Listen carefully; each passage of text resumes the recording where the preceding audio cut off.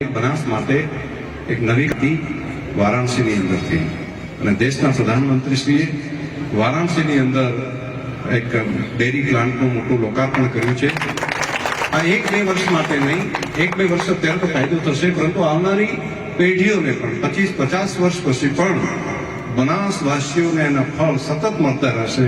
આવું એક વટવૃક્ષ બનાસનું ત્યાં પણ થયું છે. અહીંથી પાવડર તૈયાર થાય, આપણે 50,000 મેટ્રિક ટન પાવડર બનતો હોય, લગભગ 28-30,000 મેટ્રિક ટન આ વર્ષમાં થશે.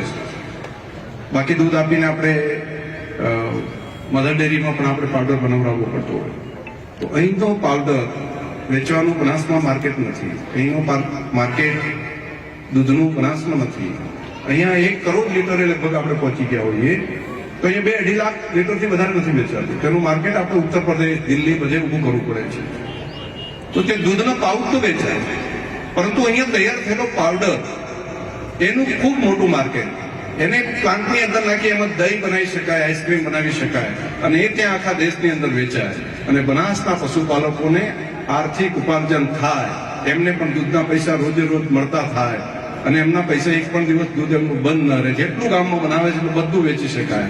એટલા માટે એક નવી ક્રાંતિ ઉત્તર પ્રદેશમાં પણ થઈ છે. આ બનાસનું સૌભાગ્ય છે.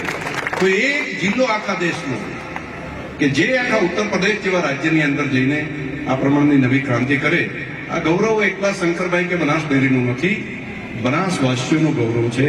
એક બનાસવાસીઓએ કરેલા પુરુષાર્થ અને રાખેલા ભરોસાનું પરિણામ છે. આવનારા સમયમાં આપણો જિલ્લો દુનિયાની અંદર ઝડપતો થઈ જશે. આવી વાત મેં કરી હતી. ધીમે ધીમે તમને દેખાવાનું પણ શરૂઆત થશે. કેટલાક લોકોને કોઈ પણ ઘટના બનતી હોય ત્યારે ઘટના બનતી હોય એના પહેલા ખબર પડતી હોય છે. ઈશ્વરની કૃપા હોય તો ખબર પડે કે જે કોઈ ઘટના બનવાની હોય એનાથી પહેલા પણ એ જોઈ શકે.